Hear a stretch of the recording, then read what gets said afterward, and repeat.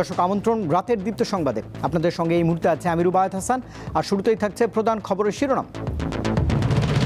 বিদেশি ঋণ এবং অনুদানে ভর করে বিশাল এডিপি দিয়েছে সরকার, ছাড়িয়েছে ৩ লাখ কোটি টাকা। সর্বোচ্চ বরাদ্দ পরিবহন ও যোগাযোগ খাতে, বাস্তবায়ন অযোগ্য বলে মন্তব্য অর্থনীতিবিদদের। মূল্যস্ফীতিকে নিয়ন্ত্রণ করা এবং মানুষের রুটি রুজি বাড়ানোর ক্ষেত্রে সেই বিষয়গুলো কিন্তু বৃহৎভাবে মনোযোগের ভিতরে আসছে না। আমি জানি না এই বাজেটে এটা নিয়ে তারা কি করবেন।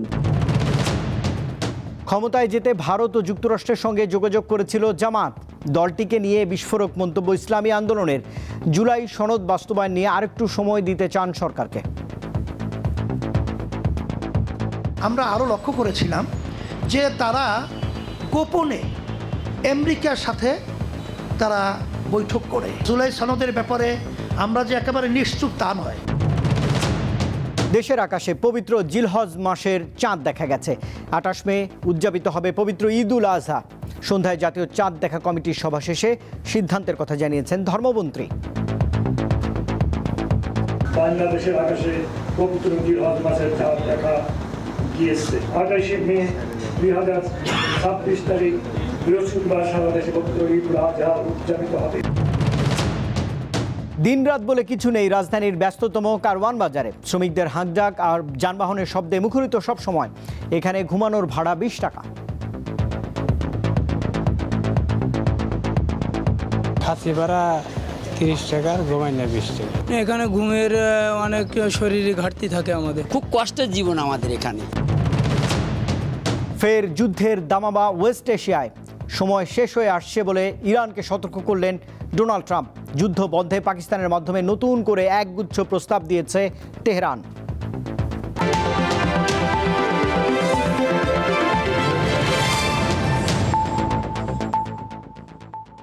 এবারে পুরো আয়োজন। বিদেশি ঋণের উপর ভর করে আগামী অর্থ বছরের জন্য বার্ষিক উন্নয়ন কর্মসূচি এডিপি নির্ধারণ করেছে সরকার। ২০২৬-২৭ অর্থ বছরে এডিপির আকার হবে ৩ লাখ কোটি টাকা।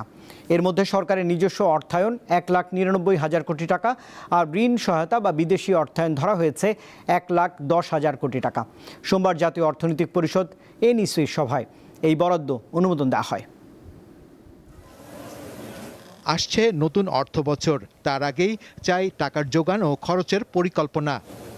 সেই লক্ষ্যে ২০২৬-২৭ অর্থ বছরের জন্য বার্ষিক উন্নয়ন কর্মসূচি বা এডিপির আকার নির্ধারণ করেছে সরকার। সোমবার রাজধানীর আগারগাঁয়ে পরিকল্পনা মন্ত্রণালয়ে প্রধানমন্ত্রী তারেক রহমানের সভাপতিত্বে অনুষ্ঠিত জাতীয় অর্থনৈতিক পরিষদ এনইসির সভায় এই বরাদ্দ অনুমোদন দেয়া হয়। স্বায়ত্তশাসিত প্রতিষ্ঠানগুলোর উন্নয়ন খরচ সহ সার্বিক এডিপির আকার হচ্ছে প্রায় ৩,০৮,৯২৫ কোটি টাকা। এই প্রথম এডিপির আকার ৩ লাখ কোটি টাকা ছাড়িয়ে গেল। নতুন এডিপিতে শিক্ষা ও স্বাস্থ্য খাতে প্রাধান্য দেওয়া হয়েছে। বরাদ্দের দিক থেকে সর্বোচ্চ ৩৩,৭৩৫ কোটি টাকা পেয়েছে স্থানীয় সরকার বিভাগ। দ্বিতীয় সর্বোচ্চ ৩০,৭৪১ কোটি টাকা পাবে সড়ক পরিবহন ও মহাসড়ক বিভাগ। তৃতীয় স্থানে থাকা স্বাস্থ্যসেবা বিভাগে বরাদ্দ ২৬,৮০৬ কোটি টাকা। এরপরে চতুর্থ স্থানে থাকা মাধ্যমিক ও উচ্চ মাধ্যমিক বিভাগে বরাদ্দ রাখা হয়েছে ২০,৮৩৫ কোটি টাকা। পঞ্চম সর্বোচ্চ বরাদ্দ রাখা হয়েছে প্রাথমিক ও গণশিক্ষা মন্ত্রণালয়ে ১৯,৪৪১ কোটি টাকা। এডিপি উচ্চাভিলাষী কিনা সভা শেষে সেই প্রশ্নের উত্তর দেন অর্থমন্ত্রী। জানান, প্রতিটি প্রকল্পে কর্মসংস্থান তৈরিতে গুরুত্ব দেয়া হচ্ছে। আমরা তো চাই না আমাদের ছেলেমেয়েরা মেট্রিক, আইএ, বিএ, এমএ পাশ করুক, তারপরে চাকরি পাবে না, বসে থাকবে। আমরা চাই এদের একটা বড় অংশ যে কারিগরি শিক্ষার দিকে এগিয়ে যাবে এবং সেইখানে আমাদের একটা বড় বিনিয়োগ হবে। তিনি আরও জানান, আগের অপ্রয়োজনীয় প্রকল্পগুলো পর্যালোচনা করা হচ্ছে। বিগত দিনে যে প্রকল্পগুলো আছে এগুলো যেগুলো বাস্তবায়ন সম্ভব নয়, যেগুলো জনস্বার্থে করা প্রয়োজনীয়তা না, সেগুলো বাদ যাবে। এডিপি মূলত একটি দেশের সরকারের বার্ষিক উন্নয়ন বাজেটের রূপরেখা, যার মাধ্যমে বিভিন্ন মন্ত্রণালয় ও সংস্থার অধীনে অবকাঠামোগত উন্নয়ন যেমন রাস্তাঘাট, সেতু, বিদ্যুৎ কেন্দ্র, স্কুল কলেজের নির্মাণ ও সামাজিক খাতের প্রকল্পগুলো বাস্তবায়নের জন্য তহবিল বরাদ্দ দেয়া হয়। শাহরিয়ার ইমন, দীপ্ত সংবাদ, ঢাকা। আগামী ২০২৬-২৭ অর্থ বছরের বাজেটে কর আদায় না বাড়লে যুক্তরাষ্ট্রের সঙ্গে যে বাণিজ্য চুক্তি হয়েছে সেটি অর্থনীতিতে চাপ বাড়াবে। এসডিজি বাস্তবায়নে নাগরিক প্ল্যাটফর্ম বাংলাদেশের গবেষণায় এমন তথ্যই উঠে এসেছে। সোমবার রাজধানীর একটি হোটেলে আয়োজিত সংলাপে বক্তারা বলেছেন, রাজস্ব আহরণের লক্ষ্য পূরণ না হওয়ায় সরকারের ঋণ নির্ভরতা বাড়ছে। আলোচনায় উঠে আসে আগামী অর্থবছরের জন্য সরকার প্রায় 6,95,000 কোটি টাকার রাজস্ব লক্ষ্যমাত্রা নির্ধারণ করতে যাচ্ছে, যা অর্জনে প্রবৃদ্ধি দরকার হবে অন্তত 42 ভাগ। কিন্তু চলতি অর্থ বছরেই রাজস্ব ঘাটতি প্রায় 1 লাখ কোটি টাকায় পৌঁছাতে পারে বলে আশঙ্কা করা হচ্ছে। এ সময় 3 লাখ কোটি টাকার বার্ষিক উন্নয়ন কর্মসূচিরও সমালোচনা করেছেন গবেষকরা।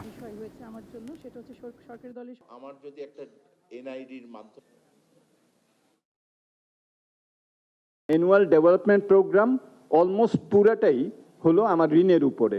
4,900 প্রোডাক্টে ইউএস থেকে ইম্পোর্ট করলে আমাকে শূন্য শুল্ক করতে হবে। এখন আমি জানি না এই বাজেটে এটা নিয়ে তারা কি করবেন। একটা দেশের উপরে শূন্য শুল্ক থাকবে আর একটা দেশের উপরে থাকবে না, এই জটিল প্রশ্নগুলো কিন্তু চলে আসবে।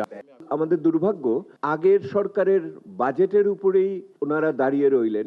অর্থনৈতিক স্থিতিশীলতা রক্ষা করার এবং যার সবচেয়ে বড় প্রকাশ হলো যে মূল্যস্ফীতিকে নিয়ন্ত্রণ করা এবং মানুষের রুটি রুজি বাড়ানোর ক্ষেত্রে সেই বিষয়গুলো কিন্তু বৃহৎভাবে মনোযোগের ভিতরে আসছে না।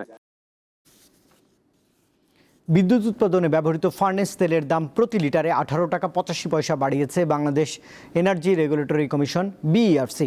এতে প্রতি লিটারে নতুন দাম 94 টাকা 69 পয়সা থেকে বেড়ে 113 টাকা 54 পয়সা করা হয়েছে। আজ রাত 12টা থেকেই নতুন এই দাম কার্যকর হবে বলে জানানো হয়েছে এক বিজ্ঞপ্তিতে। এর আগে গত 12 এপ্রিল প্রতি লিটার ফার্নেস অয়েলের দাম এক লাফে 24 টাকা বাড়িয়ে 94 টাকা 69 পয়সা করা হয়েছিল। মাত্র এক মাসের ব্যবধানেই দ্বিতীয়বারের মতো এই জ্বালানির দাম বাড়ানো হলো।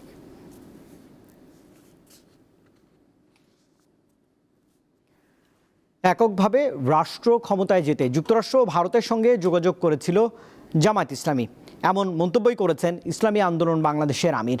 সোমবার একই সঙ্গে ঢাকার 2 সিটি কর্পোরেশন নির্বাচনের জন্য মেয়র প্রার্থীর নাম ঘোষণা করেন তিনি।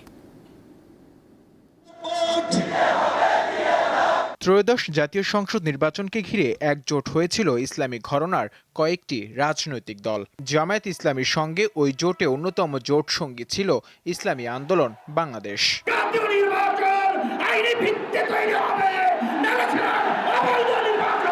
তবে নির্বাচনের আগে জোট থেকে সরে দাঁড়ায় ইসলামী আন্দোলন। পরে এককভাবে নির্বাচন করে একটি আসনে জয় পায় দলটি। আমাদের একটা বড় আশা ছিল। নির্বাচন পরবর্তী 3 মাস পর সোমবার রাজধানীর পুরানা পল্টনের কেন্দ্রীয় কার্যালয়ে গণমাধ্যমের মুখোমুখি হন ইসলামী আন্দোলনের আমির সৈয়দ মুহাম্মদ রেজাউল করিম। কেন জোট থেকে বের হওয়া তার বিস্তারিত তুলে ধরেন দলটির এই শীর্ষ নেতা। জামায়াতের গতিবিধি এবং তাদের অবস্থানটা আমাদের কাছে একটু সন্দেহ মনে হলো। আমরা আরও লক্ষ্য করেছিলাম যে তারা গোপনে আমেরিকার সাথে তারা বৈঠক করে, তারা ভারতের সঙ্গে বিভিন্ন সময় তারা গোপনে ধারাবাহিক বৈঠক করে। ভোট পুরোপুরি স্বচ্ছ হয়নি অভিযোগ করে তিনি আরো বলেন, নির্বাচনের সময় অনেকে নানা প্রলোভন দেখালেও আদর্শ থেকে বিচ্যুত হয়নি তার দল। আর জুলাই সনদ বাস্তবায়নের ব্যাপারে সরকারকে আরো কিছুদিন সময় দিতে চান তারা। আওয়ামী লীগ বলেন, বিএনপি বলেন, বিভিন্ন সময় তারা বিভিন্ন সময় আলোচনা আমাদের সাথে করে থাকে। বিএনপিও দেয় এবং অন্যান্য আদার সবাই দেয়, কিন্তু শুধু কয়েকটা এমপি পাবে, আমরা 2-1টা মন্ত্রিত্ব পাবো, আর কিছু সম্মান সম্পদের মালিক হব। এই লক্ষ্য উদ্দেশ্য নিয়ে তো আমরা রাজনীতি করি না। আর জুলাই সনদের ব্যাপারে আমরা যে একেবারে নিশ্চুপ তা নয়, আমরা কিন্তু সবসময় নজর রাখছি। সামনের স্থানীয় সরকার নির্বাচনে কোনো জোটে যাবে না জানিয়ে ঢাকার 2 সিটিতে মেয়র প্রার্থীর নাম ঘোষণা করেন তিনি। আমাদের ঢাকা উত্তর সিটি কর্পোরেশন নির্বাচনে ইসলামী বাংলাদেশের মনোনীত প্রার্থী হিসাবে আতিকুর রহমান মুজাহিদ, কেন্দ্রীয় সভাপতি ইসলামী যুব আন্দোলন বাংলাদেশ। আর ঢাকা দক্ষিণে আমরা প্রার্থী হিসাবে আমাদের সাবেক ছাত্রনেতা হাফেজ মাওলানা ফজলুল করিম মারুফ। এ সময় তিনি সরকারের কাছে দ্রুত স্থানীয় সরকার নির্বাচন দেওয়ার আহ্বান জানান। এখানে জাতীয় নির্বাচনটা স্বচ্ছ হয়েছে আমরা বলবো না। নূর আলম, দীপ্ত সংবাদ, ঢাকা। স্থানীয় নির্বাচনের দিনক্ষণ ঠিক হয়নি, তবে এতে দলীয় প্রতীক থাকবে না বলে জানিয়েছেন প্রধান নির্বাচন কমিশনার AMM নাসিরউদ্দিন। সোমবার আগারগাঁওয়ের নির্বাচনী প্রশিক্ষণ ইনস্টিটিউটে reporters forum for election and democracy RFEDর নতুন কমিটির দায়িত্ব গ্রহণ ও বিদায়ী কমিটির সংবর্ধনা অনুষ্ঠানে সিইসি একথাই জানিয়েছেন। এ সময় আশঙ্কা প্রকাশ করে তিনি বলেছেন, বিভিন্ন রাজনৈতিক দল এরই মধ্যে নিজেদের প্রার্থীর পক্ষে অবস্থান নিচ্ছে, যা নির্বাচনকে উত্তপ্ত করে তুলতে পারে। রাজনৈতিক দলগুলোকে নিজেদের মধ্যে আলোচনা করে রক্তপাতবিহীন নির্বাচনের পরিবেশ নিশ্চিত করার আহ্বান জানিয়েছেন প্রধান নির্বাচন কমিশনার।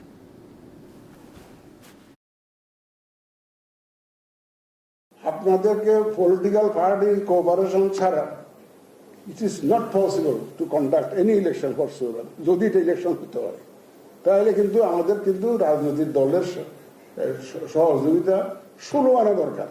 আমি আপনাদের কাছে অ্যাপিল করবো, আপনারা দরকার হলে নিজেরা বসে একটা ফয়সালার মধ্যে আসেন যে আমরা রক্তপাত দেখতে চাই, রক্তপাতহীন একটা স্থানীয় সরকার নির্বাচন চাই। র্যাপিড অ্যাকশন ব্যাটালিয়ন র্যাবের নাম পরিবর্তন কিংবা নতুন কোনো এলিট ফোর্স গঠনের বিষয়ে সরকার চিন্তাভাবনা করছে বলে জানিয়েছেন স্বরাষ্ট্রমন্ত্রী সালাউদ্দিন আহমদ। দুপুরে রাজধানীর কুর্মিটোলায় র্যাবের সদর দফতরে বাহিনীটির প্রতিষ্ঠাবার্ষিকী উপলক্ষে সাংবাদিকদের সঙ্গে মতবিনিময়কালে তিনি এসব কথাই জানিয়েছেন। স্বরাষ্ট্রমন্ত্রী বলেন, র্যাবের কিছু কর্মকর্তার কর্মকাণ্ডের কারণে বাহিনীটির ভাবমূর্তি ক্ষতিগ্রস্ত হয়েছে এবং এই কারণে যুক্তরাষ্ট্রের নিষেধাজ্ঞাও এসেছে। তিনি বলেন, কোনো কর্মকর্তা অপরাধ করলে সেটি তার ব্যক্তিগত দায়, পুরো বাহিনীর নয়। যারা অপরাধ করেছে তাদের আইনের আওতায় আনা হবে বলেও জানিয়েছেন স্বরাষ্ট্রমন্ত্রী। যে র্যাবের কিছু কর্মকর্তার কারণে প্রতিষ্ঠান হিসেবে র্যাব ক্ষতিগ্রস্ত হয়েছে। রাষ্ট্রীয় প্রতিষ্ঠানগুলোর মধ্যে এমন কোনো প্রতিষ্ঠান ছিল না ফ্যাসিবাদী শাসনামলে যে প্রতিষ্ঠান ক্ষতিগ্রস্ত হয়নি। আমরা এখন যার যার নিজস্ব আইনে, সেই প্রতিষ্ঠানের আইনে সেই সমস্ত অফিসারদেরকে অ্যাকাউন্টেবল করার জন্য এবং বিচার আইনের আওতায় নিয়ে আসার জন্য আমরা অলরেডি অনুশাসন দিয়েছি, কারণ প্রতিষ্ঠান দায়ী না। দেশের আকাশে পবিত্র জিলহজ মাসের চাঁদ দেখা গেছে। আগামী 28 মে উদযাপিত হবে পবিত্র ঈদ উল আজহা। সন্ধ্যায় জাতীয় চাঁদ দেখা কমিটির সভা শেষে এই সিদ্ধান্তের কথা জানিয়েছেন ধর্মমন্ত্রী। প্রাপ্ত তথ্য নিয়ে পর্যালোচনা করে দেখা যায় যে বাংলাদেশের আকাশে পবিত্র জিলহজ মাসের চাঁদ দেখা গিয়েছে।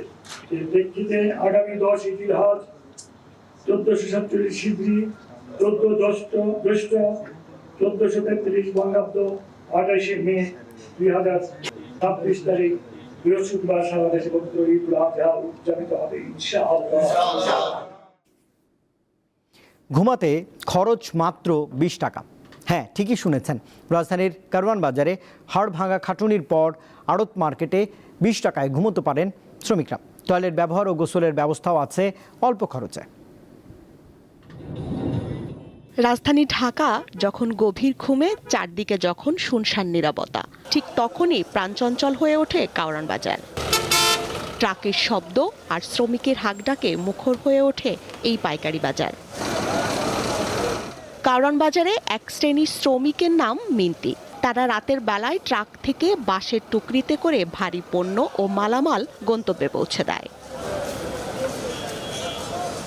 এদের আরেকটি দল কাজ করেন দিনে। তাদেরও কাজের ধরন এক, টুকরিতে করে ক্রেতার গাড়িতে বাজার তুলে দেওয়া। এই মিন্তিদের ঘরবাড়ি কিংবা কর্মস্থল সবই এই কারওয়ান বাজারে। কারওয়ান বাজারের আড়ত মার্কেটের দ্বিতীয় তলা। এটি এই মিন্তিদের ঘুমানোর জায়গা।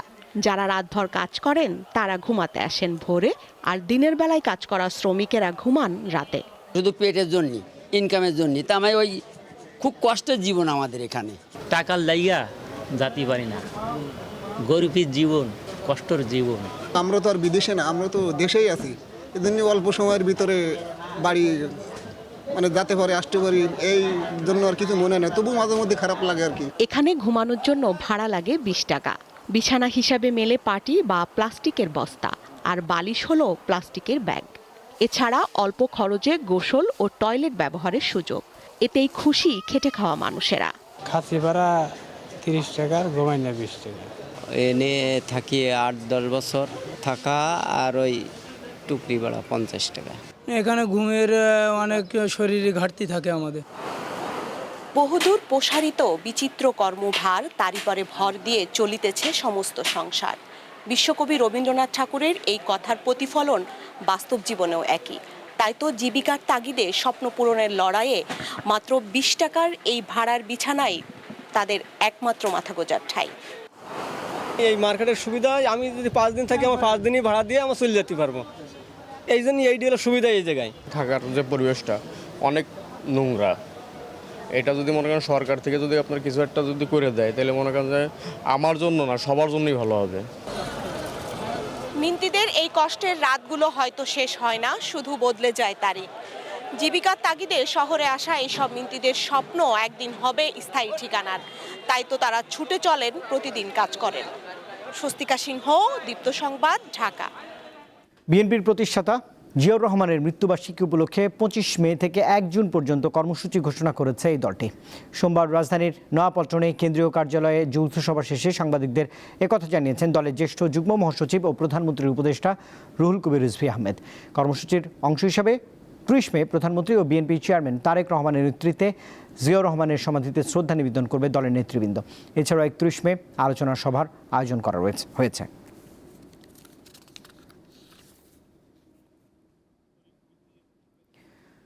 জুলাই গণঅভ্যুত্থানের স্মৃতি বিজড়িত গ্রাফিতি মুছে ফেলা এবং তা ফের আঁকা নিয়ে চট্টগ্রামে একদল তরুণ তরুণীর সঙ্গে পুলিশের ধস্তাধস্তির ঘটনা ঘটেছে।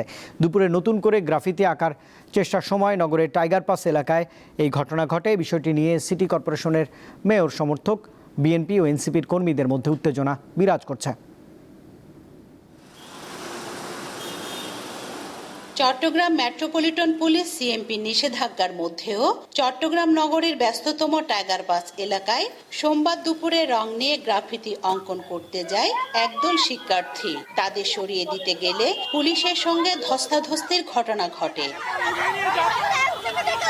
এক পর্যায়ে ঘটনাস্থলে উত্তেজনা ছড়িয়ে পড়ে। গ্রাফিতি করতে আসা শিক্ষার্থীদের সাথে পুলিশের অশোভন আচরণের অভিযোগ করেন কয়েকজন। আমাদের প্রত্যাশিত আমরা কি এজন্য জুলাই করছিলাম? আমাদের পায়ে এখনো গুলির দাগগুলো আছে, ওর একটা আঙ্গুল নাই। পুলিশের যিনি আছে মেইন, উনি আমাকে বলতেছে বারবার মেয়েটাকে অ্যারেস্ট করো, আমাকে টানতে টানতে এগুলো নিয়ে যাচ্ছে। আমাদেরকে প্রথমে আমরা দুজনকে নিয়ে গেছে, এরপরে আরেকজন, এরপরে আরেকজন, আমাদেরকে ঢুকানো মাত্র আমাদের গায়ে হাত তোলানো হয়েছে। বিকেলে সংবাদ সম্মেলনে এনসিপি নেতৃবৃন্দ ক্ষোভ প্রকাশ করে মেয়রের বিরুদ্ধে নানা অভিযোগ তোলেন। সকালবেলা আমরা বিভিন্ন মারফতে জানতে পারি যে জুলাই গণঅভ্যুত্থানের যে গ্রাফিতিগুলো ছিল পিলারের মধ্যে সেগুলো মুছে দেওয়া হয়েছে এবং সেখানে কন্ট্যাক্ট ফর অ্যাডভার্টাইজমেন্ট বা কল ফর অ্যাডভার্টাইজমেন্ট লিখে দেওয়া হয়েছে।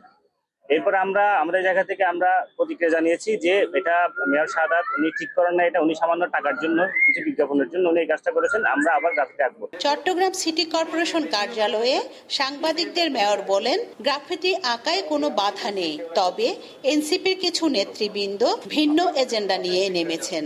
তারা এই জায়গায় সামনের যে নির্বাচন, সেই নির্বাচনকে কেন্দ্র করে একটা ফায়দা লুটার জন্য এবং এই ধরনের ঘোলা পানিতে মাছ শিকার করার জন্য তারা এই কাজগুলো করছে। এর আগে রোববার রাতে চট্টগ্রাম সিটি কর্পোরেশন কার্যালয়ের সামনে বিক্ষোভ করেন এনসিপির মহানগরীর নেতাকর্মীরা। তাদের অভিযোগ, উড়াল সড়কের পিলারে আঁকা জুলাই আন্দোলনের স্মৃতি বহনকারী গ্রাফিতি মুছে ফেলা হয়েছে। এ সময় তারা সচিব কার্যালয়ের সামনে ব্যারিকেড দেন এবং দেয়াল ও সড়কে নতুন করে বিভিন্ন স্লোগান লেখেন। মধ্যরাতে পুলিশ পরিস্থিতি নিয়ন্ত্রণে আনার পর সোমবার সকাল থেকে নির্দিষ্ট এলাকায় সভা সমাবেশ মিছিল সহ সব ধরনের কর্মসূচির উপর নিষেধাজ্ঞা জারি করা হয়। পরে বিকেলে সেটি আবার প্রত্যাহার করে নেওয়া হয়। রুনা আনসারি, দীপ্ত সংবাদ, চট্টগ্রাম। উপাচার্য নিয়োগকে কেন্দ্র করে ঢাকা প্রকৌশল ও প্রযুক্তি বিশ্ববিদ্যালয়ের অচল অবস্থা এখন পর্যন্ত কাটেনি। সোমবার দিনভর ব্লকেট কর্মসূচির কারণে বিশ্ববিদ্যালয়ের প্রায় সকল কার্যক্রম স্থবির হয়ে পড়ে। আন্দোলনরত শিক্ষার্থীরা মূল ফটকের পাশাপাশি তালা দিয়েছেন প্রশাসনিক ভবনেও। গাজীপুরে অবস্থিত ঢাকা প্রকৌশল ও প্রযুক্তি বিশ্ববিদ্যালয় বা ডুয়েট মূল ফটকে তালা দেওয়া, পাশাপাশি ফেলে রাখা হয়েছে ভ্যান, চৌকি সহ নানা কিছু। রোববারের মতো সোমবার ক্যাম্পাসে এতটা উত্তাপ ছিল না, তবুও একটা থমথমে ভাব।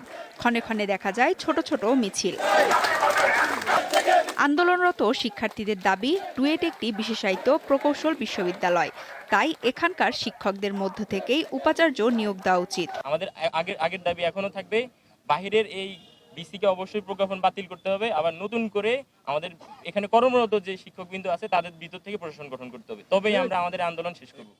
শিক্ষার্থীদের সঙ্গে কথা বলে একটি সুষ্ঠু সমাধানের আশ্বাস দিয়েছেন বিশ্ববিদ্যালয়ের অতিরিক্ত রেজিস্ট্রার। গতকালে বিশ্ববিদ্যালয়ের যে অনাকাঙ্ক্ষিত ঘটনা ঘটেছে তার পরিপ্রেক্ষিতে আজও বিশ্ববিদ্যালয়ের প্রধান ফটক ছাত্ররা বন্ধ করে রেখেছে। আমরা মাননীয় ভাইস চ্যান্সেলর মহোদয়ের সাথে যোগাযোগ রক্ষা করছি। স্যার আশা করছেন খুব শীঘ্রই ছাত্রদের সাথে স্যার কথা বলবেন এবং কথা বলার পরে আশা করা যায় আমরা শান্ত পরিবেশ ফিরে পাবো। এর আগে গত বৃহস্পতিবার শাহজালাল বিজ্ঞান ও প্রযুক্তি বিশ্ববিদ্যালয়ের অধ্যাপক মোহাম্মদ ইকবালকে ডুয়েটের উপাচার্য হিসেবে নিয়োগ দিয়ে প্রজ্ঞাপন জারি হয়। এরপর থেকেই শুরু হয় আন্দোলন। সঞ্জিদা স্নিগ্ধা, দীপ্ত, বার্তাকক্ষ। এখনও প্রচলিত বিভিন্ন ধারার মাটির শিল্পকর্ম নিয়ে রাজধানীতে শুরু হয়েছে পোড়ামাটির রূপ বৈচিত্র্য শিরোনামে একটি প্রদর্শনী। ধানমন্ডির আলিয়স প্রসেস দ্য ঢাকা লা গ্যালারিতে সোমবার থেকে 5 দিনের এই প্রদর্শনী শুরু হয়েছে। এতে স্থান পেয়েছে দেশের বিভিন্ন অঞ্চল থেকে সংগৃহীত বিরল এবং ঐতিহ্যবাহী মাটির নিদর্শন। এগুলো সংগ্রহ করেছেন ইমরানুজ্জামান। প্রদর্শনীর পাশাপাশি থাকছে লোকজ সংস্কৃতির পরিবেশনা। 22 মে পর্যন্ত প্রতিদিনই দুপুর 2টা থেকে রাত 8টা পর্যন্ত এটি সবার জন্য উন্মুক্ত থাকবে। আন্তর্জাতিক প্রসঙ্গ। পাকিস্তানের মধ্যস্থতাকারীর মাধ্যমে ইরানের নতুন করে সংশোধিত 14 দফার একটি প্রস্তাব পাঠিয়েছে, যা যুক্তরাষ্ট্রের কাছে উপস্থাপন করা হবে। সোমবার বার্তা সংস্থা তাসনিম নিউজ এমন তথ্য জানিয়েছে। প্রতিবেদনে বলা হচ্ছে, ইরানের নতুন প্রস্তাবে যুদ্ধবন্ধে আলোচনা এবং আস্থা তৈরির জন্য যুক্তরাষ্ট্রের পক্ষ থেকে প্রত্যাশিত পদক্ষেপগুলোর উপর গুরুত্ব দেওয়া হয়েছে। এর আগে যুক্তরাষ্ট্রের প্রেসিডেন্ট ডোনাল্ড জন ট্রাম্প হুঁশিয়ারি দিয়ে বলেছিলেন, সময় ফুরিয়ে আসছে, ইরানকে দ্রুত এগোতে হবে, নইলে তাদের আর কিছুই অবশিষ্ট থাকবে না। এদিকে ট্রাম্প যদি শেষ পর্যন্ত আরও হামলার সিদ্ধান্ত নেন, সেক্ষেত্রে সম্ভাব্য সামরিক লক্ষ্যবস্তু কী হতে পারে তার একটি তালিকা প্রস্তুত করেছে পেন্টাগন। ইরানের জ্বালানি এবং অবকাঠামোগত স্থাপনাগুলোকে নিশানা করে হামলার বিষয়টিকে এই পরিকল্পনার মধ্যে রাখা হয়েছে।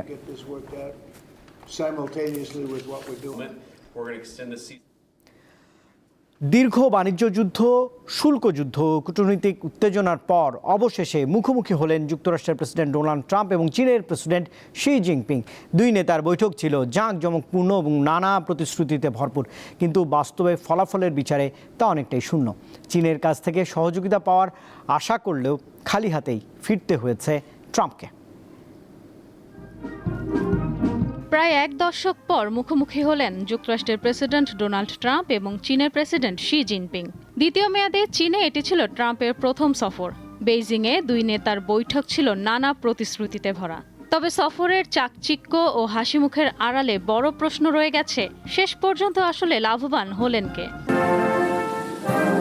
চীনের সঙ্গে বাণিজ্য যুদ্ধ এবং ইরানকে ঘিরে চলমান উত্তেজনার মাঝেই ট্রাম্পের এই সফর। দুই পক্ষের দেয়া বিবৃতির আড়ালে উকি দিচ্ছে ভিন্ন এক বাস্তবতা।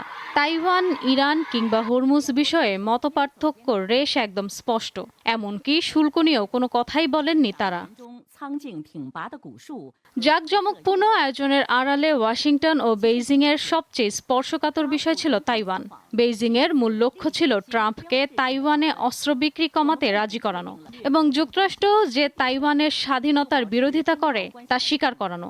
যদিও কোনো দিকেই প্রতিশ্রুতি দেননি ট্রাম্প, তবে তাইওয়ান সমস্যা সঠিকভাবে সমাধান না হলে দুই দেশের মধ্যে বড় ধরনের সংঘাত হতে পারে বলে সতর্কবার্তা দিয়েছেন শি। ট্রাম্পের দাবি, বেশ কিছু চুক্তি সম্পন্ন হয়েছে, যদিও চীন এখনো সেগুলোর আনুষ্ঠানিক স্বীকৃতি দেয়নি। এর মধ্যে অন্যতম যুক্তরাষ্ট্র থেকে চীনের 200টি বোয়িং উড়োজাহাজ কেনার চুক্তি, যা যুক্তরাষ্ট্রের প্রত্যাশিত 500টির তুলনায় অনেক কম। ট্রাম্পের এই সফরের মূল উদ্দেশ্যই ছিল চীনকে পাশে নিয়ে ইরানকে কূটনৈতিকভাবে চাপে ফেলা। ট্রাম্পের দাবি, ইরান যেন কখনোই পারমাণবিক অস্ত্র তৈরি করতে না পারে সে বিষয়ে দুই দেশ একমত। তবে বিবৃতিতে এমন কোনো অঙ্গীকার উল্লেখ করেনি বেইজিং। এছাড়া হরমুজ প্রণালী উন্মুক্ত রাখার বিষয়ে ট্রাম্প ঐকমত্যের দাবি করলেও চীন বিষয়টিতে নীরব। বিশ্লেষকরা বলছেন, বেইজিংয়ের জাঁকজমকপূর্ণ আয়োজন আর হাসিমুখের করমর্দন শেষে দুই নেতাই নিজ নিজ দেশের জনগণের জন্য সফলতার গল্পের প্রচার চালাচ্ছেন। তবে পর্দার পেছনের আসল চিত্রটি হলো ডোনাল্ড ট্রাম্প এবং শি জিনপিং এখনও নিজেদের পুরনো অবস্থানে অনড় রয়েছেন, যার মিল হওয়া সহজ নয়। ইশরাত সুমা, দীপ্ত বার্তা কক্ষ। দর্শক, এই খবরের মধ্য দিয়ে শেষ করছি রাতের দীপ্ত সংবাদ। শেষ করার আগে প্রধান খবরের শিরোনাম জানাবো আরেকবার। বিদেশি ঋণ এবং অনুদানে ভর করে বিশাল এডিবি দিল সরকার। ছাড়িয়েছে 3 লাখ কোটি টাকা সর্বোচ্চ বরাদ্দ পরিবহন ও যোগাযোগ খাতে। বাস্তবায়ন অযোগ্য বলে মন্তব্য অর্থনীতিবিদদের। মূল্যস্ফীতিকে নিয়ন্ত্রণ করা এবং মানুষের রুটি রুজি বাড়ানোর ক্ষেত্রে সেই বিষয়গুলো কিন্তু বৃহৎভাবে মনোযোগের ভিতরে আসছে না। আমি জানি না এই বাজেটে এটা নিয়ে তারা কি করবেন। ক্ষমতায় যেতে ভারত ও যুক্তরাষ্ট্রের সঙ্গে যোগাযোগ করেছিল জামায়াত। দলটিকে নিয়ে বিস্ফোরক মন্তব্য ইসলামী আন্দোলনের। জুলাই সনদ বাস্তবায়ন নিয়ে আরেকটু সময় দিতে চান সরকারকে। আমরা আরও লক্ষ্য করেছিলাম যে তারা গোপনে আমেরিকার সাথে তারা বৈঠক করে। জুলাই সনদের ব্যাপারে আমরা যে একেবারে নিশ্চুপ তা নয়। দেশের আকাশে পবিত্র জিলহজ মাসের চাঁদ দেখা গেছে। 28 মে উদযাপিত হবে পবিত্র ঈদ উল আজহা। সন্ধ্যায় জাতীয় চাঁদ দেখা কমিটির সভা শেষে সিদ্ধান্তের কথা জানিয়েছেন ধর্মমন্ত্রী। বাংলাদেশের আকাশে পবিত্র জিলহজ মাসের চাঁদ দেখা গিয়েছে। 28 মে 2026 তারিখ বৃহস্পতিবার সারা দেশে পবিত্র ঈদ উল আজহা উদযাপিত হবে। দিনরাত বলে কিছু নেই রাজধানীর ব্যস্ততম কারওয়ান বাজারে। শ্রমিকের হাঁকডাক আর যানবাহনের শব্দে মুখরিত সবসময়। এখানে ঘুমানোর ভাড়া 20 টাকা। খাসি ভাড়া 30 টাকা, ঘুমাইনা 20 টাকা। এখানে ঘুমের অনেক শরীরে ঘাটতি থাকে আমাদের। খুব কষ্টের জীবন আমাদের এখানে। ফের যুদ্ধের দামামা ওয়েস্ট এশিয়ায়। সময় শেষ হয়ে আসছে বলে ইরানকে সতর্ক করলেন প্রেসিডেন্ট ডোনাল্ড ট্রাম্প। যুদ্ধবন্ধে পাকিস্তানের মাধ্যমে নতুন করে একগুচ্ছ প্রস্তাব দিয়েছে তেহরান। আর দর্শক, এই ছিল এখনকার মতো। এতক্ষণ সঙ্গে থাকবার জন্য ধন্যবাদ সবাইকে। আরও তথ্য বিনোদনের জন্য আপনি যুক্ত থাকতে পারেন দীপ্ত টেলিভিশনের ডিজিটাল প্ল্যাটফর্মগুলোতে। শুভরাত্রি।